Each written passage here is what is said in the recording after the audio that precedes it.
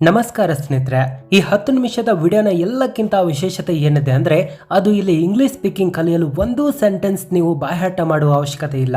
ಹೌದು, ಆದ್ರೂ ನೀವು ಯಾವ ರೀತಿ ಕಲಿಯುವಿರಿ ಅಂದ್ರೆ ಇದು ನಿಮಗೆ ತುಂಬಾನೇ ಅದ್ಭುತ ಇಂಗ್ಲಿಷ್ ಕಲಿಸುತ್ತದೆ. ಸ್ನೇಹಿತರೆ, ನಿಮಗೆ ಎಲ್ಲಕ್ಕಿಂತ ಮೊದಲು ನನ್ನ ಒಂದು ರಿಯಲ್ ಲೈಫ್ನ ಎಕ್ಸ್ಪೀರಿಯನ್ಸ್ ತಿಳಿಸ್ತೇನೆ. ನನ್ನ ಬಾಲ್ಯದಲ್ಲಿ ಇಂಗ್ಲಿಷ್ ಸ್ಪೀಕಿಂಗ್ ಕೋಚಿಂಗ್ ಜಾಯ್ನ್ ಆಗಿದೆ ಮತ್ತು ಅಲ್ಲಿ ಏನು ಕಲಿಸಲಾಗುತ್ತೆ ಅನ್ನೋದನ್ನ ನಾನು ನಿಮಗೆ ತಿಳಿಸ್ತೀನಿ. ಅಲ್ಲಿ ಕೇವಲ ಬಾಯ್ಹಾಟ್ ಮಾಡುವುದನ್ನ ಮಾತ್ರ ಕಲಿಸ್ತಾರೆ. ನಮಗೆ ಡೈಲಿ 10 ಸೆಂಟೆನ್ಸ್ ಬಾಯ್ಹಾಟ್ ಮಾಡಬೇಕಾಗುತ್ತಿತ್ತು ಮತ್ತು ಆ 10 ಸೆಂಟೆನ್ಸ್ ಅನ್ನ ಡೈಲಿ ಬಾಯ್ಹಾಟ್ ಮಾಡಿ ಒಂದು ರೂಮ್ ನಲ್ಲಿ ಕುಳಿತು ಅವುಗಳನ್ನ ಮತ್ತೆ ಮಾತನಾಡೋದರ ಮೂಲಕ ಪ್ರಾಕ್ಟೀಸ್ ಮಾಡಬೇಕಾಗುತ್ತದೆ. ಆದ್ರೆ ನನಗೆ ತುಂಬಾ ಸಮಯದ ನಂತರ ತಿಳಿದಿದ್ದೇನೆಂದ್ರೆ ಅದು ಯಾವ ವ್ಯಕ್ತಿಯಿಂದ ಯಾವ ಕೋಚಿಂಗ್ ಮೂಲಕ ನಾನು ಇಂಗ್ಲಿಷ್ ಸ್ಪೀಕಿಂಗ್ ಕಲಿಯುತ್ತಿದ್ದನೋ ಅವರಿಗೆ ಕೇವಲ ಹಣದ ಅವಶ್ಯಕತೆ ಇತ್ತು. ಅವರು ಹಣ ತೆಗೆದುಕೊಳ್ತಾರೆ, ತಮ್ಮ ಕೋರ್ಸ್ ಮುಗಿಸ್ತಾರೆ ಮತ್ತು ಅದರ ನಂತರ ನಿಮ್ಮ ಮೇಲೆ ಡಿಪೆಂಡ್ ಆಗುತ್ತೆ ನೀವು ಅದನ್ನ ಹೇಗ್ ಪ್ರಾಕ್ಟೀಸ್ ಮಾಡೋರು ಅನ್ನೋದು. ಯಾಕಂದ್ರೆ ಅದು ಅವರ ಬಿಸ್ನೆಸ್ ಆಗುತ್ತೆ. ಸಾಮಾನ್ಯವಾಗಿ ಇಲ್ಲಿ ತುಂಬಾನೇ ಒಳ್ಳೆಯ ಕೋಚಿಂಗ್ಸ್ ಕೂಡ ಇರುತ್ತವೆ. ನಾನು ತುಂಬಾ ಸಮಯದ ನಂತರ ಇದನ್ನ ತಿಳ್ಕೊಂಡೆ. ಅದು ಇಂತ ಒಂದು ಪದ್ಧತಿ ಇದೆ, ಇದರಿಂದ ಯಾವ ವ್ಯಕ್ತಿ ಬೇಕಾದ್ರೂ ಮನೆಯಲ್ಲಿ ಕುಳಿತು ಅದು ಫ್ರೀ ಆಗಿ ಯಾವ ₹1 ಕೊಡದೆ ಇಂಗ್ಲಿಷ್ ಸ್ಪೀಕಿಂಗ್ ಕಲಿಯಬಹುದು. ಹೌದು, ಅದು ಕೂಡ ಹೈ ಲೆವೆಲ್ ನಲ್ಲಿ. ಸ್ನೇಹಿತರೆ, ನಿಮ್ಮ ಲೈಫ್ ನಲ್ಲಿ ನಿಮ್ಗೆ ಈ ರೀತಿ ಎಷ್ಟು ಬಾರಿ ಫೀಲ್ ಆಗಿದೆ? ನನ್ನ ಬಳಿ ಎಷ್ಟೊಂದು ನಾಲೆಜ್ ಇದೆ, ಅಭ್ಯಾಸದಲ್ಲಿ ನನಗೆ ಮಾರ್ಕ್ಸ್ ಕೂಡ ಚೆನ್ನಾಗಿ ಬರುತ್ತೆ, ನಾನು ಚೆನ್ನಾಗಿದ್ದೇನೆ, ಆದರೆ ಈ ಇಂಗ್ಲಿಷ್ ಕಾರಣದಿಂದ ಮುಂದುವರೆಯಲು ಆಗ್ತಿಲ್ಲ, ಇಲ್ಲ ಇಂಟರ್ನಲ್ಲಿ ಪಾಸ್ ಆಗಲು ಆಗ್ತಿಲ್ಲ, ಇಲ್ಲ ಜನರಿಗೆ ಇಂಪ್ರೆಸ್ ಮಾಡಲು ಕೂಡ ಆಗ್ತಿಲ್ಲ. ನೋಡಿ, ನಿಮಗೆ ಜಾಬ್ ಬೇಕು, ನೀವು ಇಂಗ್ಲಿಷ್ನಲ್ಲಿ ಕನ್ವರ್ಸೇಷನ್ ಕಲಿಯಬೇಕಾಗಿದೆ, ಇಲ್ಲ ನೀವು ಜನರಿಗೆ ಇಂಗ್ಲಿಷ್ ಸ್ಪೀಕಿಂಗ್ನಿಂದ ಇಂಪ್ರೆಸ್ ಮಾಡಲು ಬಯಸುವಿರಿ. ನಿಮ್ಮ ಇಂಗ್ಲಿಷ್ ಸ್ಪೀಕಿಂಗ್ ಕಲಿಯುವ ಏನೇ ರೀಸನ್ ಇದ್ರೂ ಆ ರೀಸನ್ಗೋಸ್ಕರ ನಾನು ನಿಮ್ಮಲ್ಲಿ ವಿನಂತಿಸುವೆ, ನೀವು ಈ ವಿಡಿಯೋದಲ್ಲಿನ ಒಂದು ಲೈನ್ ಕೂಡ ಮಿಸ್ ಮಾಡಬೇಡಿ. ಯಾಕಂದ್ರೆ ನಾನು ತುಂಬಾನೇ ಯೋಚಿಸಿ ತಿಳಿದು ಈ ವಿಡಿಯೋದಲ್ಲಿ ಒಂದೊಂದು ಲೈನ್ ಹೇಳಿರುವೆ ಮತ್ತು ಇದನ್ನ ಮಾಡಲು ತುಂಬಾನೇ ಟೈಮ್ ಬೇಕಾಯ್ತು. ಯಾಕಂದ್ರೆ ನಾನು ನಿಮಗೆ ಜಗತ್ತಿನಲ್ಲಿರುವ ಎಲ್ಲಕ್ಕಿಂತ ವಿಶೇಷವಾದ ರಾಮಬಾಣದ ರೀತಿ ಪದ್ಧತಿಯನ್ನ ತಿಳಿಸಲು ಬಯಸಿರುವೆ. ಇದರಿಂದ ನೀವು ಇಂಗ್ಲಿಷ್ ಸ್ಪೀಕಿಂಗ್ನ ರಾಜ ಆಗಲಿ ಅಂತ. ಮತ್ತು ಗುಡ್ ನ್ಯೂಸ್ ಏನಿದೆ ಅಂದ್ರೆ ಈ ವಿಡಿಯೋದಲ್ಲಿ ಇಂಗ್ಲಿಷ್ ಸ್ಪೀಕಿಂಗ್ ನ ರೂಟ್ ಪಾಯಿಂಟ್ ತಿಳಿಸಲಾಗಿದೆ. ಅಂದ್ರೆ ಆಂಗ್ಲ ಭಾಷೆಯನ್ನ ಕಲಿಯುವ ಬೇರು ಆಗಿದೆ ಅದು. ಅದನ್ನ ತಿಳಿಯದೆ ನೀವು ಒಳ್ಳೆಯ ಇಂಗ್ಲಿಷ್ ಮಾತನಾಡಲು ಸಾಧ್ಯವಿಲ್ಲ.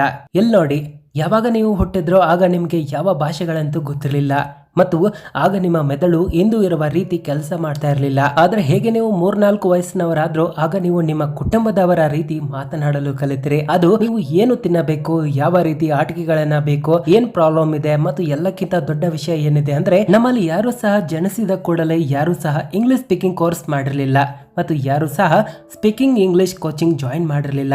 ಆದರೂ ನಾವು ಆ ವಯಸ್ಸಿನಲ್ಲಿ ನಮ್ಮ ಕುಟುಂಬದ ಲ್ಯಾಂಗ್ವೇಜ್ ಮಾತನಾಡಲು ಕಲಿತೆವು. ಈಗ ಇಂದಿನ ದಿನಗಳ ಬಗ್ಗೆ ಮಾತನಾಡೋಣ. ಇಲ್ಲಿ ಯಾವ ಡೌಟ್ ಇಲ್ಲ, ನೀವು ಬಾಲ್ಯದಲ್ಲಿರುವುದಕ್ಕಿಂತ ಈಗ ಜಾಸ್ತಿ ಇಂಟೆಲಿಜೆಂಟ್ ಆಗಿದ್ದೀರಾ. ಇಂದು ನಿಮ್ಮ ಬಳಿ ಇಂಗ್ಲಿಷ್ ಸ್ಪೀಕಿಂಗ್ ಕೋಚ್ನ ಯಾವ ಕೊರತೆ ಇಲ್ಲ. ನೀವು ಬಾಲ್ಯದಿಂದ ಪ್ರತಿಯೊಂದು ಕ್ಲಾಸ್ನಲ್ಲಿ ಇಂಗ್ಲಿಷ್ ಓದ್ತಾ ಬಂದಿದ್ದೀರಾ ಮತ್ತು ಎಲ್ಲಕ್ಕಿಂತ ಮೇನ್ ವಿಷಯ ಏನಿದೆ ಅಂದ್ರೆ ಇಂದು ನೀವು ದಿನದಲ್ಲಿ ಎಷ್ಟೊಂದು ಬಾರಿ ಇಂಗ್ಲಿಷ್ ನಲ್ಲಿಯ ಮೊಬೈಲ್ ಬಳಸ್ತೀರಾ.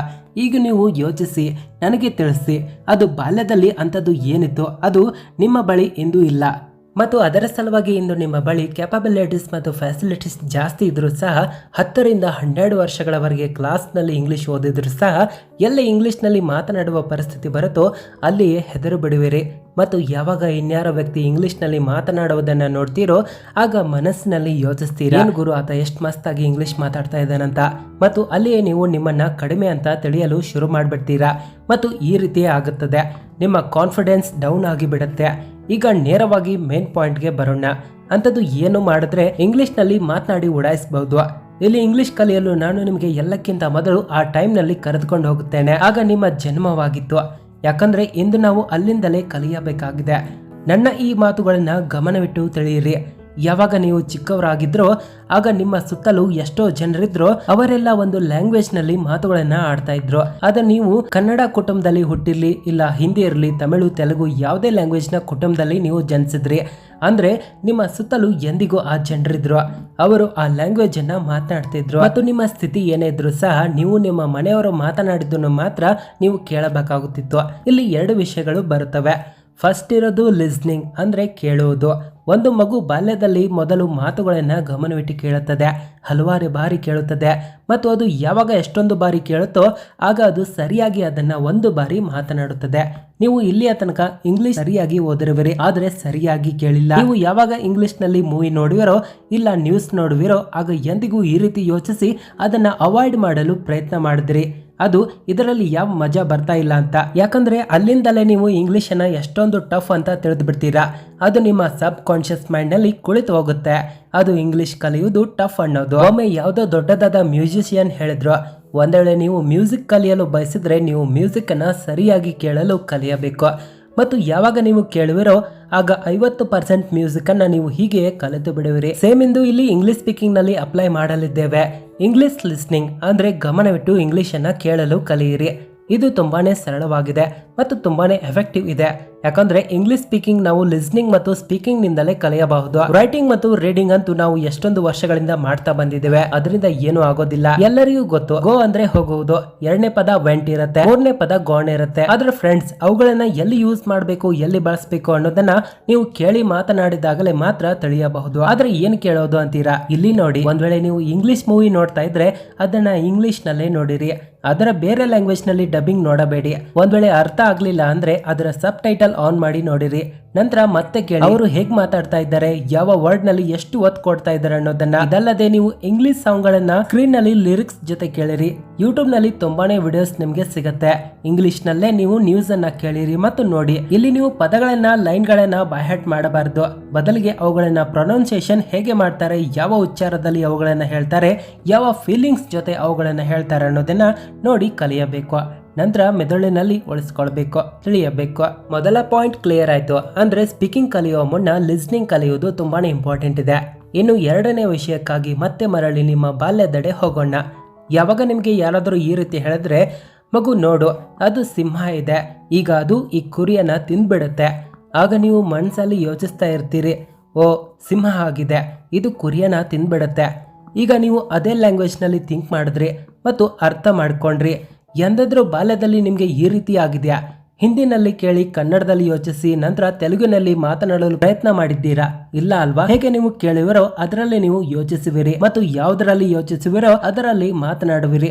ಮತ್ತು ಇಂಗ್ಲಿಷ್ ಕಲಿಯುವುದರಲ್ಲಿ ನಾವು ಏನ್ ತಪ್ಪು ಮಾಡ್ತೀವಿ ಅಂದ್ರೆ, ನಾವು ಯಾವ ಸಾಲುಗಳನ್ನ ನಾವು ಕೇಳ್ತೀವೋ ಅವುಗಳನ್ನ ನಾವು ನಮ್ಮ ಮೈಂಡ್ ನಲ್ಲಿ ಕನ್ನಡದಲ್ಲಿ ಟ್ರಾನ್ಸ್ಲೇಟ್ ಮಾಡ್ತೀವಿ, ನಂತರ ತಿಳಿದುಕೊಳ್ತೀವಿ. ಮತ್ತು ಯಾವಾಗ ಮಾತನಾಡುವ ಅವಶ್ಯಕತೆ ಬರುತ್ತೋ ಆಗಲೂ ನಾವು ಮೊದಲು ಕನ್ನಡದಲ್ಲಿ ಯೋಚಿಸ್ತೀವಿ, ಅದರಲ್ಲಿ ಗ್ರಾಮರ್ ಥರ್ಡ್ ಫಾರ್ಮ್ ಹಾಕ್ತೀವಿ, ನಂತರ ಮಾತನಾಡುವ ಪ್ರಯತ್ನ ಮಾಡ್ತೀವಿ. ಒಂದ್ ವೇಳೆ ನೀವು ಸರಿಯಾಗಿ ಮಾತನಾಡಿದ್ರು ಸಹ ಆ ಒಂದು ಫೀಲಿಂಗ್ ಬರುವುದೇ ಇಲ್ಲ, ಅದು ಬೈಹ್ಯಾಟ್ ಮಾಡಿದಂತಿರುತ್ತೆ. ಇಲ್ಲಿ ಟೈಮ್ ಕೂಡ ಜಾಸ್ತಿ ಹಿಡಿಯಬಹುದು. ಅಂದ್ರೆ ಎರಡನೇ ಪಾಯಿಂಟ್ ಏನಿದೆ ಅಂದ್ರೆ, ಅದು ಥಿಂಕಿಂಗ್ ಇಂಗ್ಲಿಷ್ ನಲ್ಲಿ ಯೋಚಿಸಿ. ಯಾವ ರೀತಿ ನೀವು ಈಗ ನನ್ನ ಧ್ವನಿಯನ್ನ ಕೇಳಿ ಕನ್ನಡದಲ್ಲೇ ತಿಳಿದುಕೊಳ್ತೀರೋ ಅದೇ ರೀತಿ ಇಂಗ್ಲಿಷ್ ಅನ್ನು ಸಹ ಕೇಳಿ ಇಂಗ್ಲಿಷ್ ನಲ್ಲೇ ತಿಳಿಯಬೇಕು. ನಿಧಾನವಾಗಿ ಪ್ರಾಕ್ಟೀಸ್ ಮಾಡಿ ಆಗುತ್ತೆ. ಇಲ್ಲಿಯ ತನಕ ನೀವು ಎರಡು ವಿಷಯಗಳನ್ನ ತಿಳ್ಕೊಂಡ್ರಿ. ಅಂದ್ರೆ ಮೊದಲಿಗೆ ಲಿಸ್ನಿಂಗ್ ಇಂಗ್ಲಿಷ್ ನಲ್ಲಿ ಕೇಳಿರಿ, ಎರಡನೆಯದು ಥಿಂಕಿಂಗ್ ಇಂಗ್ಲಿಷ್ ನಲ್ಲೇ ಯೋಚಿಸಿ. ಇನ್ನು ಮೂರನೇ ವಿಷಯವನ್ನ ತಿಳಿಯಲು ಮತ್ತೆ ಮರಳಿ ನಿಮ್ಮ ಬಾಲ್ಯದೆಡೆಗೆ ಹೋಗೋಣ. ನಿಮ್ಮ ಬಾಲ್ಯದಲ್ಲಿ ನಿಮ್ಮ ಸ್ಥಿತಿ ಏನಾಗಿತ್ತು ಅಂದ್ರೆ, ನೀವು ಅದೇ ಲ್ಯಾಂಗ್ವೇಜ್ ಮಾತನಾಡಬೇಕಾಗುತ್ತಿತ್ತು, ಅದು ಮನೆಯವರು ಕಲಿಸಿದ್ದು. ಅಥವಾ ಮಾತನಾಡುವ ಭಾಷೆ ಒಂದ್ ವೇಳೆ ನೀವು ಈ ರೀತಿ ಮಾಡುತ್ತಿರಲಿಲ್ಲ ಅಂದ್ರೆ ಅವರಿಗೆ ನಿಮ್ಗೆ ಏನು ಬೇಕು, ನಿಮ್ಮ ತೊಂದರೆ ಏನು ಅಂತ ಅವರಿಗೆ ತಿಳಿಯುತ್ತಿರಲಿಲ್ಲ. ಅಂದ್ರೆ ಮೂರನೇ ವಿಷಯ ಏನಾಗಿದೆ ಅಂದ್ರೆ, ನಿಮ್ಮ ಕಂಪನಿ ಆಗಿದೆ. ಈಗ ನೀವು ಹೇಳಬಹುದು, ನಾನಂತೂ ಹಳ್ಳಿಯಲ್ಲಿ ಬೆಳೆದವನು, ಊರಿನಲ್ಲಿ ಯಾರಿಗೂ ಬರುವುದೇ ಇಲ್ಲ ಮತ್ತು ಯಾರಿಗೆ ಇಂಗ್ಲಿಷ್ ಬರಲ್ವೋ ಅವರ ಮುಂದೆ ಮಾತನಾಡುವುದರಿಂದ ಯಾವ ಅರ್ಥ ಇರೋದಿಲ್ಲ. ಈಗ ನೀವು ಏನ್ ಮಾಡಬೇಕು ಅಂದ್ರೆ, ನಿಮ್ಮ ಮೊಬೈಲ್ ನಲ್ಲಿ ಇರೋ ವಾಯ್ಸ್ ರೆಕಾರ್ಡ್ ತೆರೆಯಿರಿ. ಏನ್ ನೀವು ಯೋಚನೆ ಮಾಡ್ತೀರೋ ಅದನ್ನ ಮಾತನಾಡಲು ಪ್ರಯತ್ನ ಮಾಡಿ ಮತ್ತು ರೆಕಾರ್ಡ್ ಮಾಡ್ತಾ ಹೋಗಿ. ನಿಮ್ಮ ಮೊಬೈಲ್ ನ ಮುಂದಿನ ಕ್ಯಾಮೆರಾ ತೆರೆಯಿರಿ. ನಿಮ್ಮ ಮನಸ್ಸಿನಲ್ಲಿ ಏನೇ ವಿಚಾರಗಳು ಬಂದ್ರು ಸಹ, ಏನೇ ಫೀಲ್ ಮಾಡಿದ್ರು ಸಹ, ನಿಮ್ಗೆ ಎಷ್ಟು ಅರ್ಧಂಬರ್ಧ ಇಂಗ್ಲಿಷ್ ಬಂದ್ರು ಸಹ ಅದರಲ್ಲಿ ಮಾತನಾಡುವ ಪ್ರಯತ್ನ ಮಾಡಿ, ರೆಕಾರ್ಡ್ ಮಾಡಿ. ದಿನವೂ ನೀವು ಮಾಡಿದ ಪ್ರತಿಯೊಂದು ವಾರದ ನಂತರ ಚೆಕ್ ಮಾಡ್ತಾ ಹೋಗಿ. ಅದು ಹಿಂದಿನ ವಾರದಲ್ಲಿ ನೀವು ಯಾವ ರೀತಿ ಮಾತನಾಡ್ತಾ ಇದ್ರಿ ಮತ್ತು ಈ ವಾರ ಹೇಗೆ ನೀವು ಮಾತನಾಡ್ತಾ ಇದ್ದೀರಾ ಅಂತ ನೋಡಿರಿ. ಯಾವಾಗ ನಿಮಗೆ ನಿಮ್ಮ ಇಂಗ್ಲಿಷ್ ಸ್ಪೀಕಿಂಗ್ ನಲ್ಲಿ ಇಂಪ್ರೂವ್ ಆಗ್ತಾ ಇದೆ ಅಂತ ಅನ್ಸುತ್ತೋ ಆಗ ನಿಮ್ಮ ಕಾನ್ಫಿಡೆನ್ಸ್ ಜಾಸ್ತಿ ಆಗ್ತಾ ಹೋಗುತ್ತೆ. ನೋಡಿ, ಇಲ್ಲಿ ಯಾವ್ದಾದ್ರೂ ಗುರಿಯನ್ನ ತಲುಪಬೇಕಂದ್ರೆ ಏರಿಕೊಂಡು ಹೋಗಬೇಕಾಗುತ್ತೆ. ಎರಡನೆಯದಾಗಿ, ಈಗಂತೂ ಪ್ರತಿಯೊಬ್ಬರ ಮೊಬೈಲ್ ನಲ್ಲಿ ಮಾತನಾಡಲು ಅನ್ಲಿಮಿಟೆಡ್ ಕಾಲ್ಸ್ ಇರುತ್ತೆ. ನೀವು ಯಾವುದಾದ್ರೂ ಇಂಗ್ಲಿಷ್ನಲ್ಲಿ ಮಾತನಾಡುವ ಸ್ನೇಹಿತರನ್ನ ಹುಡುಕಿ, ಅವರೊಂದಿಗೆ ನೀವು ಯಾವಾಗ ಮಾತನಾಡುವಿರೋ ಆಗ ಇಂಗ್ಲಿಷ್ನಲ್ಲೇ ಮಾತನಾಡಿರಿ. ನಿಮಗೆ ಹೇಗೆ ಬರುತ್ತೋ ಎಷ್ಟು ಬಂದರೂ ಸಹ ನೀವು ಅದನ್ನೇ ಮಾತನಾಡಿ. ಮತ್ತು ಯಾವಾಗ ಮಾತುಗಳು ಮುಗಿಯುತ್ತಿರುತ್ತವೆಯೋ ಆಗ ನೀವು ನಿಮ್ಮ ತಪ್ಪುಗಳನ್ನು ಸರಿಪಡಿಸ್ಕೊಳ್ಳಿ. ಸಾಧ್ಯವಾದರೆ ನೀವು ದಿನಾಲು 1 ಗಂಟೆ ಪ್ರಾಕ್ಟೀಸ್ ಮಾಡ್ತಾ ಇರಿ. ಅದು ನಿಮ್ಮ ಕಾನ್ಫಿಡೆನ್ಸ್ ಜಾಸ್ತಿ ಆಗೋ ತನಕ. ನಿಮ್ಮ ಪ್ರಾಕ್ಟೀಸ್ ಸರಿಯಾದ್ರೆ ನೀವು ಅದನ್ನ ಕಡಿಮೆ ಮಾಡಬಹುದು. ಒಂದ್ ವೇಳೆ ನಿಮ್ಗೆ ಯಾವ್ದಾದ್ರು ಕಂಪನಿಯವರು ಕರೆ ಮಾಡಿದ್ರೆ ಅಥವಾ ಬ್ಯಾಂಕ್ ಕೆಲಸಕ್ಕೆ ಹೋದ್ರೆ ಅಲ್ಲಿ ನಿಮ್ಮ ಕನ್ನಡ ಜೊತೆ ಇಂಗ್ಲಿಷ್ ಮಿಕ್ಸ್ ಮಾಡಲು ಪ್ರಯತ್ನ ಮಾಡಿ. ಎಕ್ಸಾಂಪಲ್, ಒಂದ್ ವೇಳೆ ನಿಮ್ಮಲ್ಲಿ ಯಾರಾದ್ರೂ ಪೆನ್ ಕೇಳಿದ್ರೆ ಏನ್ ಹೇಳ್ತೀರಾ? ಪೆನ್ ಬೇಕಾಗಿತ್ತು ಅಂತ ಹೇಳಿವ್ರಿ. ಇನ್ನೊಂದು ರೀತಿ ಏನಿದೆ ಅಂದ್ರೆ, excuse me, can I have your pen for a minute? ಸ್ವಲ್ಪ ಬರೆಯೋಕೆ. ಅಂದ್ರೆ ನೀವು ಯಾವ ಲೈನ್ ನಲ್ಲಿ ಕಾನ್ಫಿಡೆಂಟ್ ಇರುವಿರೋ ಅದನ್ನ ಇಂಗ್ಲಿಷ್ ನಲ್ಲಿ ಹೇಳಿದ್ರಿ ಮತ್ತು ಅದಲ್ಲದೆ ಕನ್ನಡದಲ್ಲೂ ಸಹ ಹೇಳಿದ್ರಿ. ಏನಾಗುತ್ತೆ? ಇಲ್ಲಂತೂ ನಿಮ್ಗೆ ಎಷ್ಟು ಬರುತ್ತೋ ಅಷ್ಟು ನೀವು ಹೇಳಿದ್ರಿ, ನಿಮ್ಮ ಕಾನ್ಫಿಡೆನ್ಸ್ ಜಾಸ್ತಿ ಆಯ್ತು. ಇಲ್ಲಿ ಜಾಸ್ತಿ ಹೆದರಬೇಕಾಗಿಲ್ಲ. ಈ ರೀತಿ ನೀವು ಎಷ್ಟು ಬೇಕಾದ್ರೂ ಇಂಗ್ಲಿಷ್ ನಲ್ಲಿ ಮಾತನಾಡಬಹುದು. ಈಗ ಈ ವಿಡಿಯೋನ ಎಲ್ಲಕ್ಕಿಂತ ಇಂಪಾರ್ಟೆಂಟ್ ಪಾರ್ಟ್ ಬಗ್ಗೆ ಮಾತನಾಡೋಣ. ಇದನ್ನ ನಾನು ನಿಮಗೆ ತಿಳಿಸುವುದು ತುಂಬಾನೇ ಇಂಪಾರ್ಟೆಂಟ್ ಆಗಿದೆ. ಫ್ರೆಂಡ್ಸ್, ಇಂಗ್ಲಿಷ್ ಕಲಿಯುವುದು ಏನು ವಾಸ್ತವದಲ್ಲಿ ಇಂಪಾರ್ಟೆಂಟ್ ಇದೆಯಾ? ನೋಡಿ ಸ್ನೇಹಿತರೆ, ಎಲ್ಲ ಭಾಷೆಗಳ ಉದ್ದೇಶವು ಕೇವಲ ಇನ್ನೊಬ್ಬರ ಥಾಟ್ಸ್ ತಿಳಿಯಲು ಮತ್ತು ನಿಮ್ಮ ಯೋಚನೆಗಳನ್ನು ಇನ್ನೊಬ್ಬರಿಗೆ ತಿಳಿಸಲು ಇರುತ್ತೆ. ಈಗಂತೂ ತುಂಬ ಜಾಬ್ಸ್ಗಳಲ್ಲಿ ನೀವು ನೋಡಿರ್ಬೋದು, ಅವುಗಳಲ್ಲಿ ಇಂಗ್ಲಿಷ್ ಸ್ಪೀಕಿಂಗ್ ಕಂಪಲ್ಸರಿ ಆಗಿರುತ್ತೆ. ಯಾಕಂದರೆ ಆ ಜಾಬ್ಗಳಲ್ಲಿ ಆ ಒಂದು ಜನರೊಂದಿಗೆ ಮಾತನಾಡಬೇಕಾಗಿರುತ್ತೆ. ಅದು ಅವರು ಇಂಗ್ಲಿಷ್ನಲ್ಲಿ ಮಾತನಾಡಲು ಆದ್ಯತೆ ನೀಡ್ತಾರೆ. ಒಂದ್ ವೇಳೆ ನೀವು ಟೂರಿಸ್ಟ್ ಗೈಡ್ ಆಗಲು ಬಯಸಿದ್ರೆ, ಇನ್ಯಾರೋ ವಿದೇಶದಿಂದ ಬರ್ತಾ ಇದ್ರೆ ಇಂಗ್ಲಿಷ್ ಮಾತ್ರ ಅವರಿಗೆ ಬರುತ್ತೆ. ಆಗ ನಿಮಗೆ ಇಂಗ್ಲಿಷ್ ಬರಲೇಬೇಕು. ಇಲ್ಲಿ ನೀವು ಯಾವ ಫೀಲ್ಡ್ನಲ್ಲಿ ಹೋಗಲು ಬಯಸುವಿರೋ ಅಲ್ಲಿ ಇಂಗ್ಲಿಷ್ ಕಂಪಲ್ಸರಿ ಇದ್ರೆ, ನಿಮಗೆ ಇಂಗ್ಲಿಷ್ ಕಲಿಯಲು ತುಂಬಾನೇ ಇಷ್ಟ ಇದ್ರೆ ಕಲಿಯಿರಿ, ಯಾವ ತೊಂದರೆ ಇಲ್ಲ. ಇದಂತೂ ಲ್ಯಾಂಗ್ವೇಜ್ ಆಗಿದೆ. ಬೇರೆ ಭಾಷೆ ಕಲಿಯುವುದೇನೋ ತಪ್ಪಲ್ಲ. ಆದ್ರೆ ನಿಮ್ಗೆ ಈ ರೀತಿ ಅನಿಸ್ತಾ ಇದ್ರೆ, ಈಗ ನೀವು ಯಾವ ಕೆಲಸ ಮಾಡ್ತಾ ಇದ್ದೀರೋ ಅದರಲ್ಲಿ ಇಂಗ್ಲಿಷ್ ಸ್ಪೀಕಿಂಗ್ ಕಲಿಯುವ ಅವಶ್ಯಕತೆ ಇಲ್ಲ ಅಂದ್ರೆ ಇಲ್ಲಿ ನೀವು ತಲೆ ಕೆಡಿಸ್ಕೊಳ್ಳೋಕೆ ಅವಶ್ಯಕತೆ ಇಲ್ಲ. ನೀವು ಮಾತನಾಡುವ ಭಾಷೆ ಅಷ್ಟೇ ಸಾಕು. ಈಗ ನೀವು ನನಗೆ ಹೇಳಿರಿ, ಕದಂಬ ಟಿವಿನ ಅದೆಷ್ಟು ವಿಡಿಯೋಸ್ ನಲ್ಲಿ ನೀವು ನೋಡಿವಿರೋ ನನಗಂತೂ ನೆನಪಿದೆ, ನಾನು ಯಾವ ವಿಡಿಯೋದಲ್ಲಿ ದೊಡ್ಡದಾಗಿ ಯಾವ ಇಂಗ್ಲಿಷ್ ಸೆಂಟೆನ್ಸ್ ಹೇಳಿಲ್ಲ.